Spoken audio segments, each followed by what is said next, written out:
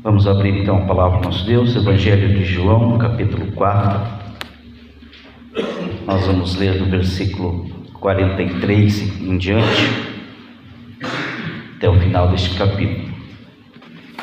Eu estou aqui com a versão ANVI, então vai ser um pouquinho diferente do que você tem aí, se a tua for outra versão. Diferente também da que está projetada, mas seguimos assim. A palavra do nosso Deus diz assim: depois daqueles 2 dias, ele, Jesus, partiu para a Galiléia. O próprio Jesus tinha afirmado que nenhum profeta tem honra em sua própria terra. Quando chegou a Galiléia, os galileus deram-lhe boas-vindas. Eles tinham visto tudo o que ele fizera em Jerusalém, por ocasião da festa da Páscoa, pois também haviam estado lá. Mais uma vez ele visitou Caná da Galiléia, onde tinha transformado água em vinho, e havia ali um oficial do rei, cujo filho estava doente em Cafarnaum. Quando ele ouviu falar que Jesus tinha chegado a Galiléia, vindo da Judéia, procurou-o e suplicou-lhe que fosse curar seu filho, que estava à beira da morte. Disse-lhe Jesus: se vocês não virem sinais e maravilhas, nunca crerão. O oficial do rei disse: Senhor, vem antes que o meu filho morra. Jesus respondeu: pode ir, o seu filho continuará vivo. O homem confiou na palavra de Jesus e partiu. Estando ele ainda a caminho, seus servos vieram ao seu encontro com notícias de que o menino estava vivo. Quando perguntou a que horas o seu filho tinha melhorado, eles lhe disseram: a febre o deixou ontem, à 1h da tarde. Então o pai constatou que aquela fora exatamente a hora em que Jesus lhe dissera: o seu filho continuará vivo. Assim creram ele e todos os da sua casa. Esse foi o segundo sinal milagroso que Jesus realizou depois que veio da Judéia para a Galiléia. Oremos mais uma vez. Pai, tua palavra já está diante de nós e por si só ela é viva e eficaz. Nós te solicitamos, ó Deus, que neste momento o Senhor venha falar conosco de maneira íntima e pessoal. Que o Senhor abra as janelas dos céus, ó Deus, e derrame sobre nós a bênção da tua palavra. Que o Senhor já tenha recebido até aqui todos os atos deste culto que a ti prestamos. O cantar dos nossos lábios, meditar no nosso coração, os hinos, louvores e orações. E agora suplicamos, Senhor, que o Senhor mesmo venha falar conosco. Que neste momento em que mais uma vez nos reunimos como Assembleia do Senhor, como filhos do Senhor, o Senhor possa também nos abençoar com a porção da tua palavra. É o que nós te pedimos, em nome de Jesus Cristo, o teu Filho e Senhor nosso, hoje e para todo sempre. Amém. Irmãos, como nós estudamos pela manhã, nesse capítulo, eu fiquei de trazer uma meditação nessa parte da palavra do nosso Deus, que revelam aqui para nós algumas situações da vida odierna do Senhor Jesus Cristo, do seu caminhar sobre a face da terra, daquilo que ele veio fazer e fez.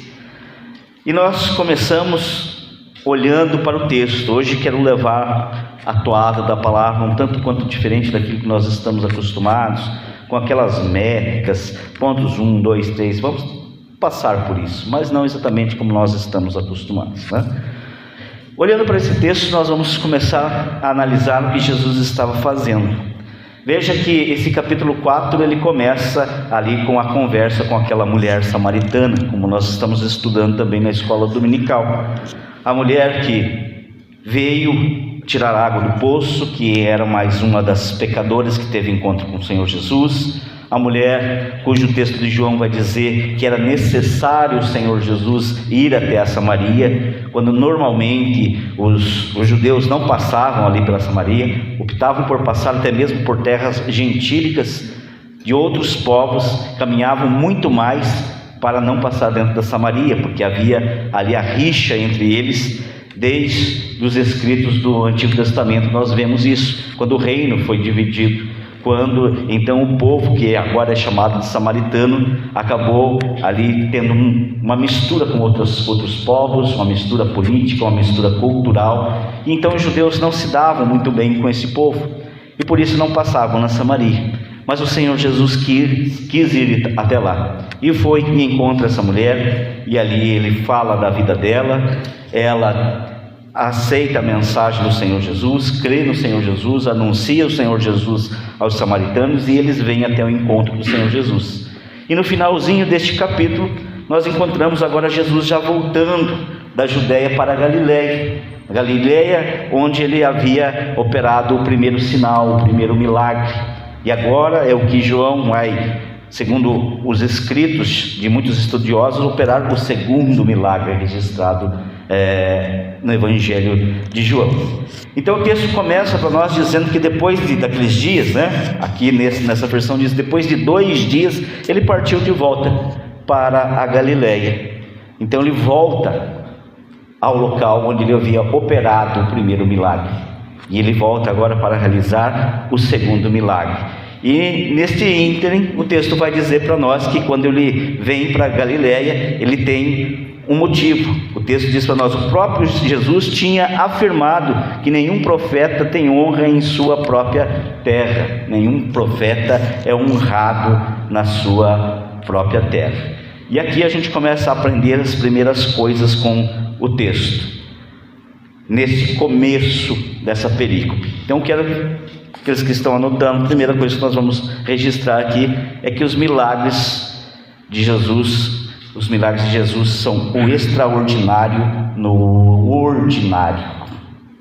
Os milagres de Jesus são o extraordinário no ordinário de Deus, que nos chama a atenção para a nossa vida, chama a atenção para aquilo que nós estamos vivendo como cristianismo, como a prática da nossa fé, para olhar para os milagres que nós contemplamos todos os dias e até mesmo acabamos nem mesmo por perceber que estamos vivendo o milagre.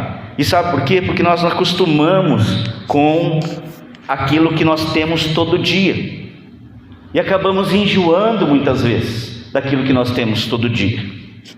Nós temos sempre na nossa mesa comida, arroz e feijão, mas eu tenho certeza que não sou só eu que um dia falou: mas estou enjoado de comer arroz e feijão, vou fazer uma coisa diferente, enjoou daquilo. Mas e se não tivesse outra coisa, você só tivesse o arroz e feijão? Quantas pessoas não têm? Se tivesse só o prato de arroz e feijão, veria no arroz e feijão um milagre. E esse é um milagre que nós temos todos os dias na nossa mesa. E nós, muitas vezes, por estarmos acostumados, enjoamos, cansamos e acabamos nem dando graças por ele. Outra coisa que nós temos em abundância: roupas, calçados. Quanta gente, agora está chegando o inverno, passa frio. Eu não sei se vocês tiveram a oportunidade de ver, mas eu tive a triste oportunidade de ver uma pessoa que morreu de frio aqui na Fazenda Rio Grande, nessa rua aqui do lado, lá na frente. Quem seguir por aqui, vai sair lá na Avenida Brasil. Saindo na Avenida Brasil vai ter de cara uma borracharia com a parede toda preta. Sempre teve aquela borracharia ali. Certa vez eu indo trabalhar de manhã cedo, um frio. Eu cheguei naquela esquina e lá eu vi um homem debaixo daquela cobertura, numa coberta bem fininha, com alguns cães ao lado dele. E eu fui cruzando para pegar o ônibus e eu notei que ele estava muito branco. Eu quis chegar perto para ver, e ele estava morto, morreu de frio. Aí vem toda aquela questão, ligar para a polícia, esperar a polícia e tudo mais, Então veja, nós nos acostumamos com o que nós temos em abundância, e dentro disso que nós acostumamos, nós temos também a palavra de Deus. Nós nos acostumamos a receber a palavra de Deus. Hoje nós temos facilidade para ler a palavra. Qualquer lugar você abre. Lá em casa eu não sei nem quantas Bíblias e quantas versões eu tenho. Fora isso, nós temos no celular que nos oferece aqui também mais quantas versões quisermos ler. Fora isso, nós temos a porta da igreja aberta todos os dias de domingo, do dia do Senhor, para recebermos a palavra. E nós nos acostumamos, e muitos até enjoam. Agora, e se não fosse aqui que nós estivéssemos? Fosse lá na China, onde essa porta não poderia estar aberta para falar de Jesus. Será que nós valorizaríamos mais do que temos valorizado a palavra que nós recebemos todo santo domingo? Será que ela deixaria de ser o arroz com feijão para ser aquele prato maravilhoso? Será que ela deixaria de ser aquele prato que a gente olha e torce o nariz? Marido, quando olha para a esposa, mas você fez arroz e feijão de novo, né? Ou ia passar, nossa, que prato maravilhoso. Será que a palavra ia ser só mais uma que eu recebo no domingo?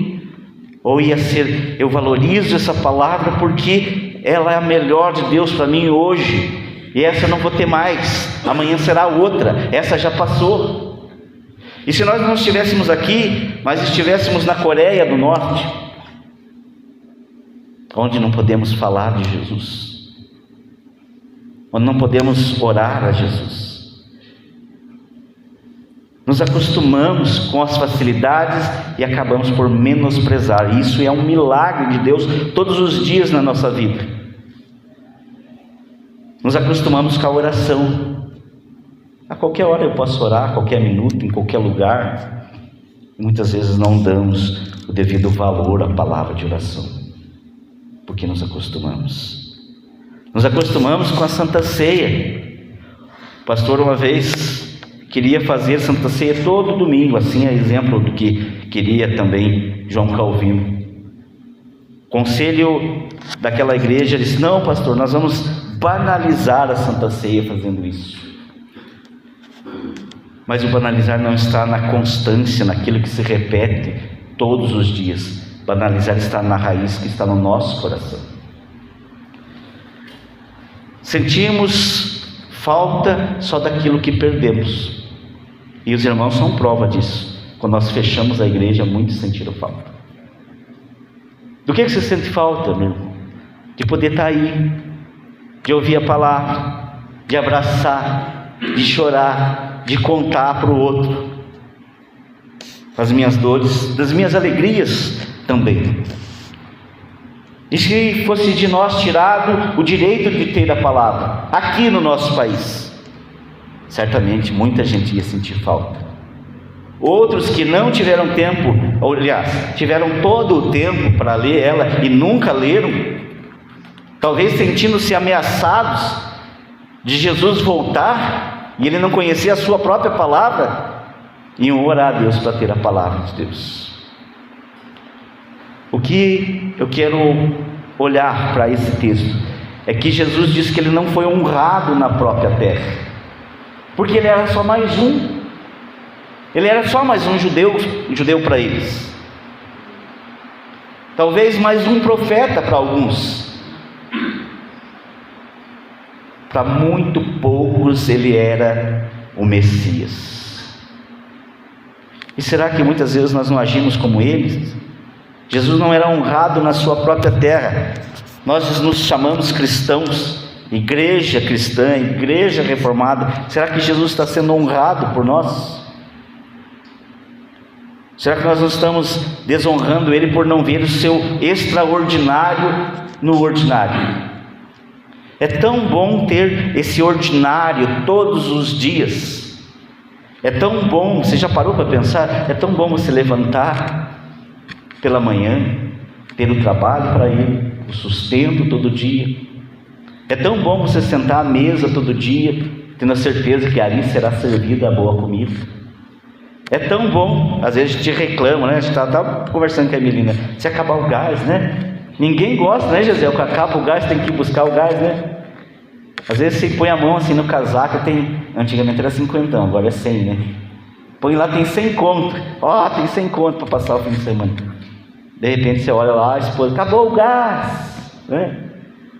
Mas é tão bom ir buscar o gás, é sinal que o Senhor está te abençoando. É um milagre no ordinário de Deus. É tão bom ter o prato de comida cheio. É tão bom ter a nossa casa todos os dias da mesma maneira. O marido chegando, encontrando a esposa chegando, encontrando o marido, os pais encontrando os filhos encontrando os pais.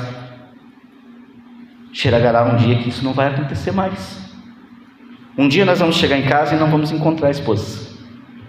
Um dia nós vamos chegar em casa e não vamos encontrar o marido. Um dia os filhos não vão encontrar os pais. Aí nós vamos sentir falta. Não falta daquelas coisas mirabolantes que fizemos. Não falta da viagem que fizemos para Disney, né? Mas a falta de estar ali junto. Sabe o que eu sinto falta? Hoje pela manhã eu falei muito das minhas avós. Eu sinto muita falta da minha avó, a mãe do meu pai, de quando eu sentava ao lado dela, deitava de ladinho assim, colocava a cabeça no colo dela. E eu ainda tinha cabelo, né, Helena? Ela ficava fazendo assim no cabelo. Meia hora, 40 minutos, 1 hora. Só ali. Eu sinto falta disso. Milagre no ordinário de Deus. Um dia ela fechou o portão pela última vez. Nunca mais eu recebi o carinho dela. Nós não valorizamos os milagres de todo dia. Quem está ao nosso lado, as pessoas que nós compartilhamos a vida. Nós não valorizamos esse momento que nós estamos tendo aqui. Que alegria é chegar ao final de um domingo, vir para a igreja, encontrar os irmãos, ouvir a palavra de Deus, cantar hinos de louvor a Deus, saber que nosso Deus nos ouve. Nós não valorizamos isso, só valorizamos quando perdemos. E esse é o milagre de Jesus todos os dias na nossa vida. Nós não valorizamos a palavra que Ele nos oferece todo dia. Todo dia eu posso ir lá e pegar um pedacinho da palavra dele para mim. Eu posso ir no YouTube e procurar uma palavra para mim. Eu posso abrir a Bíblia. Nós não valorizamos o dia a dia. Quer ver outro fato? Quando vem alguém aqui pregar de fora, é bom, né? Principalmente se for alguém famoso. Quer ver se eu sair por aí na cidade anunciando que nós conseguimos trazer o reverendo Hernandes Dias Lopes para cá no aniversário da igreja? Vai faltar espaço nessa rua aí. E eu tenho certeza que todos nós, quando ouvimos alguma palavra de algum pastor famoso, de um grande teólogo, nós ficamos com aquela palavra latejando e guardada por muitos e muitos anos. Muitos e muitos anos na nossa vida. Porque foi o pastor fulano de tal, porque foi o doutor, porque foi aquele homem do sotaque diferente, da voz enrolada.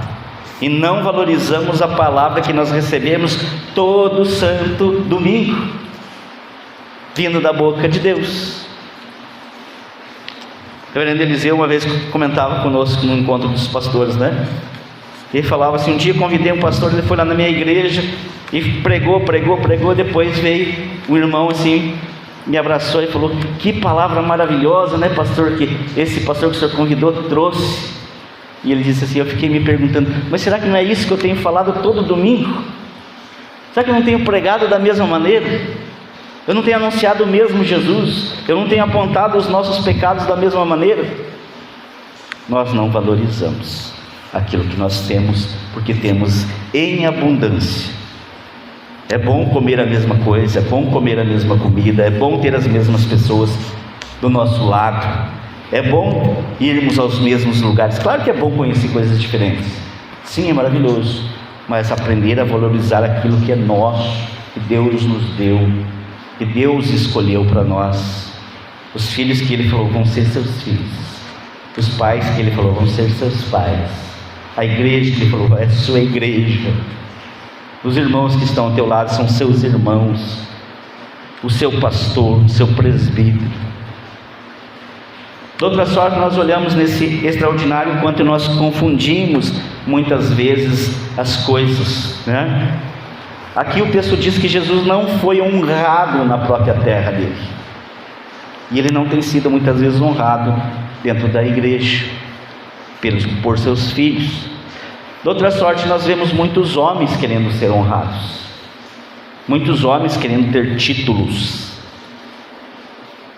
Quantas vezes você já ouviu por aí, né? E como eu já falei outras vezes, a pessoa dizer numa assembleia de igreja: eu só quero cargo tal, como ocorreu no nosso sino. Eu só queria se fosse para ser presidente. Eu só quero se for ser presbítero, diácono não quero ser. Eu só quero se for presidente da sociedade interna, senão não quero ser. Tanta gente querendo ser honrado. Nem Jesus foi. Nós queremos ser mais do que Ele. De outra sorte, também é um grande erro nós não honrarmos quem merece honra, porque estamos indo contra a palavra do nosso Deus. Honrar não é bajular. Honrar não é carregar no colo. Você imaginou? Nós chegando aqui, um povo aí trazendo o Daniel nos braços ali, né, Daniel? Presbítero Daniel está chegando. Isso é idolatria. De outra sorte, nós também não podemos ir para o contrário, esquecer que ele é um homem de Deus, escolhido por Deus e pela igreja, assim como o presbítero Jaci, assim como o diácono Ivo, assim como o diácono Bruno. Cada um daqueles que o Senhor comissionou para um trabalho específico. Mas caminhando aqui para o texto. O texto continua ali para nós. Quando chegou a Galiléia, os galileus deram boas-vindas. Eles tinham visto tudo o que ele fizera em Jerusalém por ocasião da festa da Páscoa, pois também haviam estado lá. Mais uma vez ele visitou o Caná da Galiléia, onde tinha transformado a água em vinho, e havia ali um oficial do rei, cujo filho estava doente em Cafarnaum. Quando ele ouviu falar que Jesus tinha chegado a Galiléia, vindo, procurou e suplicou-lhe que fosse curar seu filho que estava à beira da morte. Disse-lhe Jesus: se vocês não virem sinais e maravilhas, nunca crerão. O oficial do rei disse: Senhor, vem antes que meu filho morra. Olha a situação, que nós vamos aprender mais uma coisa. Jesus opera milagres segundo a sua vontade, não segundo a nossa. Jesus opera milagres segundo a sua vontade. O oficial do rei ouviu que Jesus estava de novo ali na Galiléia. Alguns vão dizer que este oficial aqui era Cusa, de cuja esposa o Senhor expeliu demônios. O fato é que era um oficial, alguém de cargo importante. Ele deixou Cafarnaum e se dirige para cá, cerca de uns 30 quilômetros. E ele chega até Jesus. Agora nós vemos um homem se humilhando diante de Jesus. O texto aqui que eu li diz que ele suplicou-lhe. Algumas versões vão dizer rogou-lhe, que seria uma tradução para o nosso português de pedir com toda a insistência possível de um coração, de uma mente, de uma alma, que ele fosse curasse seu filho. Esse homem oficial, respeitado por todos, temido por muitos, agora ele está diante de um judeu, povo que ele perseguia, diante de um judeu que não era honrado nem pelos seus, para pedir que curasse seu filho. É o amor do pai sendo mostrado aqui. Amor de pai e mãe que é capaz de fazer qualquer coisa por seu filho, até mesmo passar vergonha diante dos outros. E ele vai até Jesus e insiste. E eu fico imaginando, o texto não registra aqui para nós, mas eu fico imaginando que Jesus estava ali, ele chega e ele faz esse pedido, e Jesus continua dando atenção para os outros, e conversando e explicando as coisas, e então ele fala: Senhor, vem, senão ele vai morrer. E me faz lembrar também do texto que está lá em João 11, quando as irmãs de Lázaro, aflitas, chegam também diante do Senhor. Senhor, se o Senhor estivesse aqui, ele não tinha morrido. Mas o Senhor não estava. Este homem quer ir antes. Senhor, vamos, senão ele vai morrer. Ele quer que Jesus faça o milagre do jeito dele, no tempo dele, na hora dele. Quantas vezes nós vemos aí as pessoas dizendo assim: eu determino em nome de Jesus, eu declaro em nome de Jesus, como se pudesse colocar Jesus contra a parede, e por sua palavra ele vai fazer o milagre, porque você está ordenando. Jesus não opera milagres segundo a nossa vontade, ele é livre, por isso ele é Senhor. Ele é livre para operar milagres, ele é livre para corrigir, porque ele corrige esse homem também. Se vocês não virem milagres, se vocês não virem sinais, se vocês não virem prodígios, vocês não vão crer. E quantas vezes nós fazemos a mesma coisa? Senhor, eu quero um milagre, senão eu não vou crer. Senhor, eu quero que aconteça do jeito que eu estou pedindo, de outro jeito não serve. Esse homem queria um milagre presencial. Senhor, vem. Ele estava colocando diante do Senhor a forma como ele queria esse milagre. Mas Jesus é livre para corrigir ele.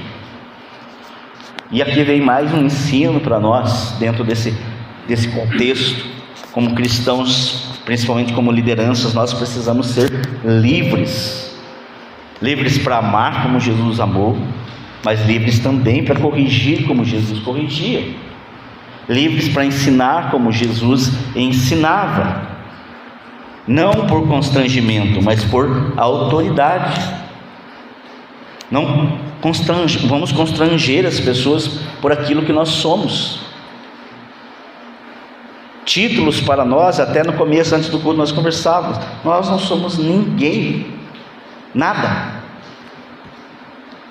Tem muita gente que quer se achar ser alguma coisa, mas o final de todos nós é o mesmo. Todos nós vamos para o mesmo lugar, a morte. Estamos aqui saudáveis, conversando, tranquilo, e daqui a pouco o Senhor pode pedir em nossa alma. O profeta já fez isso. Foi ao rei e diz: ajeita a tua casa aí, porque em 15 dias o Senhor vai te chamar. Nós não sabemos quando nós vamos ser chamados, e muitas vezes queremos ser alguma coisa. Queremos, no ditado popular, dar a famosa carteirada. Quantos donos de igreja nós vemos ao longo da nossa história de vida cristã? A igreja não tem dono a não ser o Senhor Jesus Cristo. Eu não sou dono da igreja, o presbítero Jaci não é dono da igreja, o presbítero Daniel não é dono da igreja. Os irmãos que estão aqui há 30 anos, que fundaram a igreja, nem assim são donos da igreja. Aquele que dá o maior dízimo na igreja não é dono da igreja. Eu sustento essa casa. Não, você não sustenta nada. Quem sustenta é o Senhor Jesus.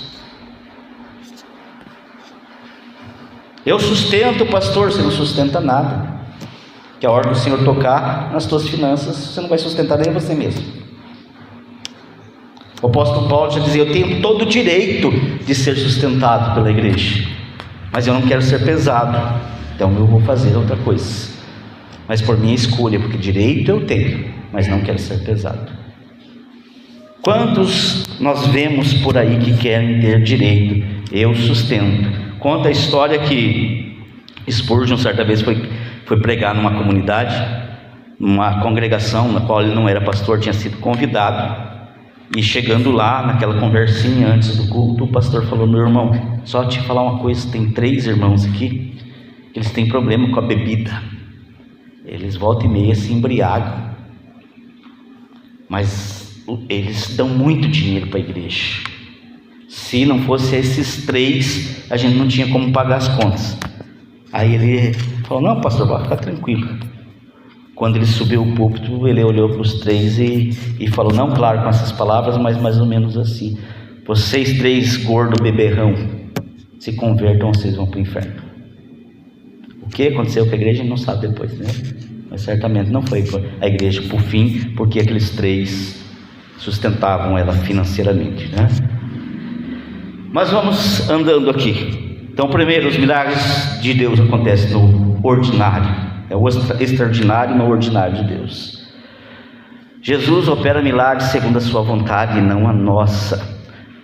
O Senhor é livre, E agora, os milagres de Jesus mudam a nossa fé.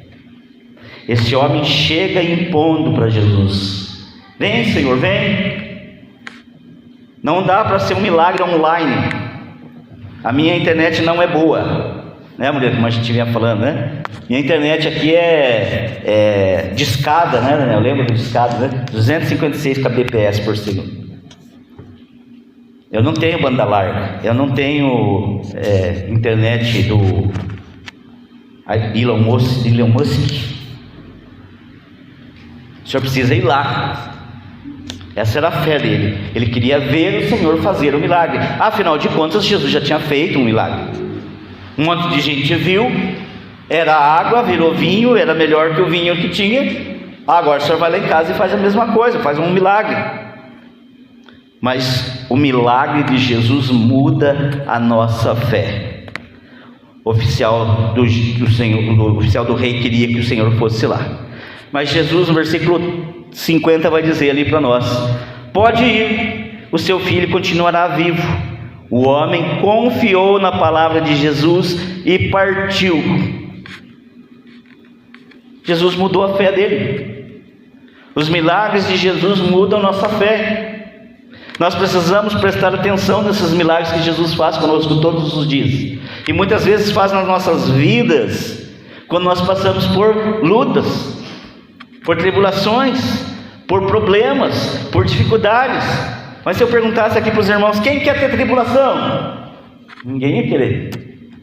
Se fosse na igreja pentecostal, então eu ia me pôr lá para fora, porque a gente só quer bênção, milagre. Jesus faz milagres no ordinário? Sim, continua fazendo todo dia. Quando eu acordo, quando eu me levanto, quando eu tenho roupa para vestir, quando eu tenho comida para comer, água para beber, quando o gás não acabou e eu posso usar o sem conta no fim de semana para fazer um churrasco. Quando eu estou com uma tosse danada, eu vou lá na UPA, consegue arrumar um médico bom, que me dá um remédio que funciona, né? Que a maioria das vezes a gente só vai para a UPA para perder tempo mesmo. Quando dá certo, Jesus está abençoando. É um milagre no ordinário, mas um milagre no extraordinário Ele também faz. E esse milagre muda a nossa fé. Se eu te perguntasse: você crê em Jesus? Ou melhor, sua fé hoje é mais forte em Jesus hoje, ou quando você conheceu Ele pela primeira vez? Com certeza hoje. Mas para ser hoje forte na fé, o que você passou? Quantos milagres Jesus teve que fazer na tua vida? Quando você estava desempregado, quando você estava doente, quando tinha um parente doente, quando tinha um irmão da igreja, quando tinha luta na família, quando alguém estava lá no hospital desenganado pelos médicos. E a tua fé foi mudada quando Jesus fez milagres. Muitos falam que da igreja presbiteriana não fala de milagres, né, menino? Mas quantos milagres nós já vimos aqui dentro? Não show, que nós não fazemos show, mas nós temos milagre andando sempre. Eu sempre, quando falo em milagre, eu me lembro da Gabizinha, da Gabriela Tereza. Os irmãos que não a conheceram, nasceu com 5 meses, prematura, desse tamanho assim. Mas quantas vezes eu saí daqui depois do culto, junto com a irmã Marta, pegamos o carro, fomos para Curitiba visitar ela lá, porque o médico falou: venha aqui, hoje ela não passa. Chegava lá os pais chorando, a mãe desesperada. Vamos orar, vamos confiar.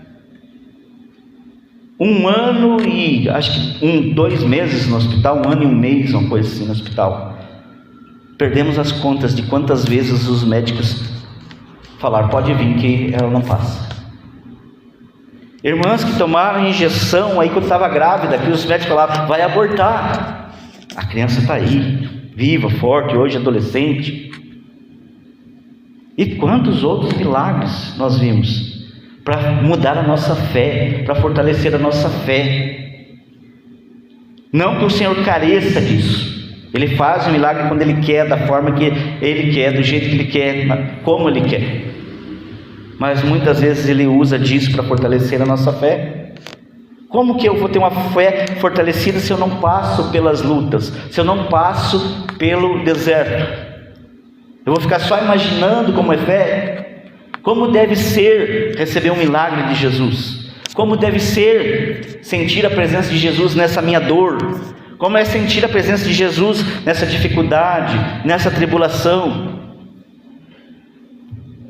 Quando nós recém convertemos, Como que esses crentes passam pelo luto e de repente está tudo bem? Eles choram lá no luto, mas não é igual aos outros. Como que esses crentes enfrentam a luta contra doenças terríveis e muitas vezes cantando louvores? É a fé que Deus vai mudando. Nós só queremos ter fé, mas precisamos passar pelas lutas, e o Senhor nos abençoa e muda a nossa fé. É no desemprego, é na dificuldade no lar, é na dificuldade no casamento, é no luto, é na doença. Nós estamos tão acostumados a ver as coisas que estão colocadas para nós, parecendo que o mundo é um mar de rosas, como dizem por aí, né? As mídias sociais apresentam para nós um mundo que a fantasia funciona. Ninguém põe foto lá na mídia social de coisas ruins que aconteceram com ela. A família coloca lá a melhor foto, pai, a mãe, os filhinhos, passeios, viagens, comidas, banquetes, até mesmo coisas boas com a igreja, né? Aquelas reuniões que a gente põe, né? E nisso eu sou réu também, né? A gente coloca lá, vamos divulgar a igreja. O que a gente coloca lá? Coloca o irmão que perturba o pastor toda vez? Não. Coloca o irmão que não dá sossego. O pastor vem aqui, que é o pastor na casa dele toda santa semana, e quando o pastor não for, ele fica doente.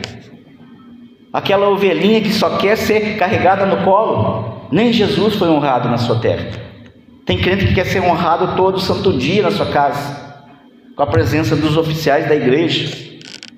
Esse nós não colocamos lá na mídia da igreja.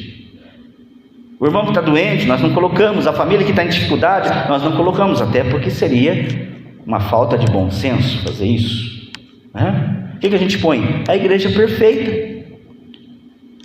Os almoços de confraternização, as festas, o encontro de casais, a música tocando, os irmãos cantando. A gente coloca as coisas boas. E todo mundo faz isso. Coloca lá a família da margarina, né? Aí você olha lá, eu queria ter uma família daquele jeito. Queria que a minha esposa fosse igual aquela lá. Mas você sabe se a família é perfeita mesmo? Todos nós somos iguais, irmãos. Como diz o ditado, só muda o endereço. Um dia a gente está bicudo um com o outro. A gente briga com o filho que deixa calçado jogado no meio do quarto, meia suja, jogada no canto atrás da porta.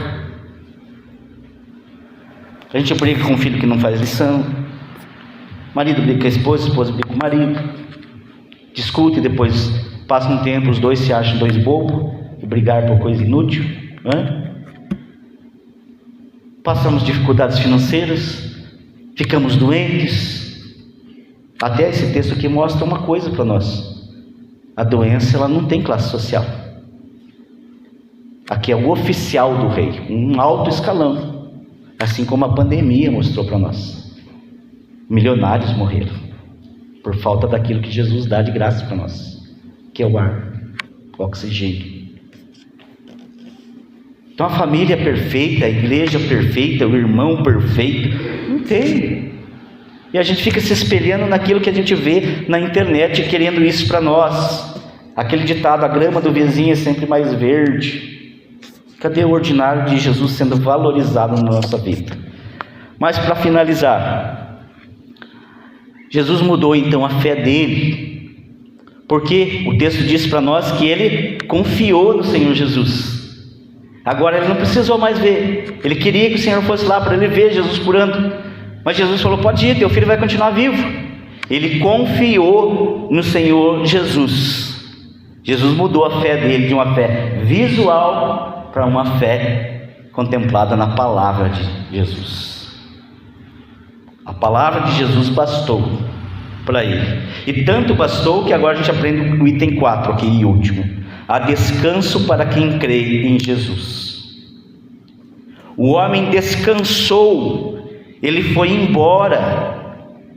O oficial do rei disse: Senhor, bem antes que meu filho morra. Jesus respondeu: pode ir, o seu filho continuará vivo. O homem confiou nas palavras de Jesus e partiu. Estando ele ainda a caminho, os seus servos vieram ao seu encontro com notícias de que o menino estava vivo. Quando perguntou a que horas o filho tinha melhorado, eles lhes disseram: a febre o deixou ontem, à 1h da tarde. A hora 7ª, né, na tua versão aí. O judeu conta das 6 da manhã, hora 1, 7 da manhã, hora 2. Esse homem descansou tanto em Jesus, que ele estava a 30 quilômetros aproximadamente da casa dele, e ele não saiu correndo para casa não. O texto não fala se de repente ele ficou ali ouvindo mais Jesus, aprendendo mais Jesus. Não fala se de repente ele, como oficial do rei, foi se hospedar em algum lugar. Mas o fato é que ele descansou em Jesus. E como que você sabe disso, pastor? Porque ele diz que os servos encontram ele no outro dia, a hora da tarde. Já é 1 da tarde. Ah, mas poderia ter sido o encontro dele com Jesus ali na primeira hora do dia. Também poderia. Mas o fato é que ele não sai correndo ao encontro. Ele vai de caminho. Ele vai de caminho, sem pressa.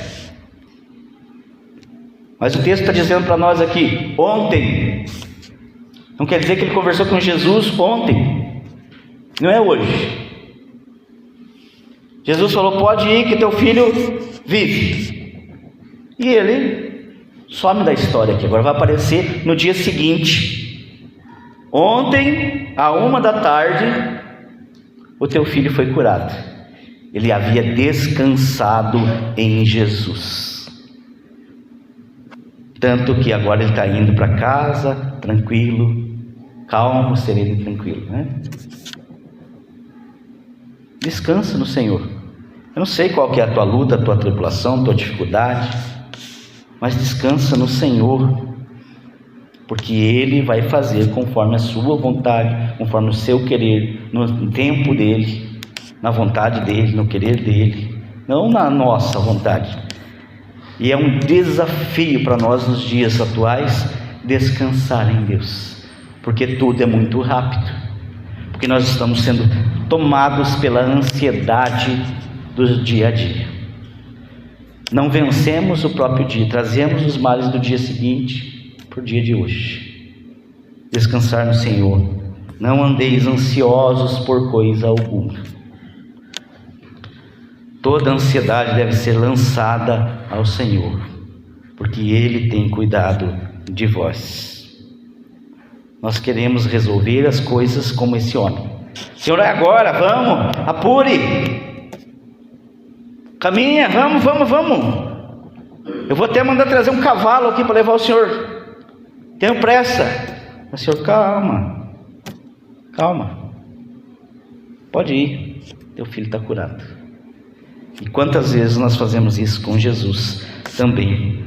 Às vezes nós queremos apressar Jesus a resolver as coisas nossas. Queremos muitas vezes até por amor, como esse homem aqui. Ele queria porque ele amava o seu filho. Nós queremos: Senhor, salva meu filho.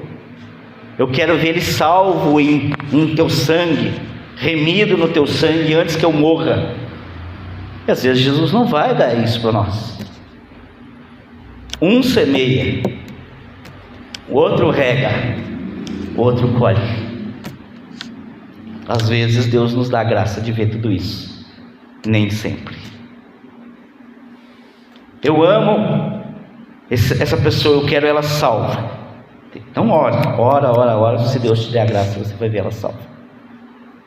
Eu quero ver a pessoa curada. Às vezes você cura, já passei por isso, né? Vamos orar para a pessoa ser curada. Jesus resolveu recolhê-la.